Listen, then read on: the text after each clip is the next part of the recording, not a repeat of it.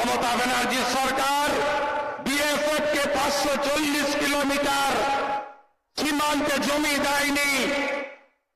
মমতা ব্যানার্জি সরকারের আমলে ধর্মীয় উৎপীড়নের কারণে যে হিন্দুরা পলায়ন করতে বাধ্য হচ্ছে অন্য দেশ থেকে, তাদেরকে অত্যাচার করা হচ্ছে, আর রোহিঙ্গা মুসলমান ঘুষপেটিদের তাদেরকে জামাই আদর করে পশ্চিমবঙ্গে রাখা হচ্ছে।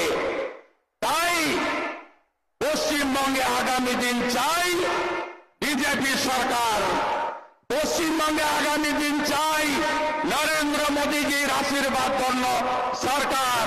हरियाणा का जीत हमारी है, अभी बंगाल का बारी है।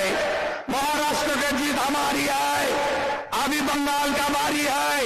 दिल्ली की जीत हमारी है, अभी बंगाल का बारी है। बिहार का जीत भी हमारी होगा, उसके बाद बंगाल का बारी आएगा। बंगाल को जिताना चाहिए। डॉक्टर श्यामा प्रसाद मुखर्जी পশ্চিমবঙ্গকে ভারতে রেখে দিয়ে গেছেন। আজকে দেশ নিতে বাংলাকে বাঁচাতে হবে। মমতা ব্যানার্জি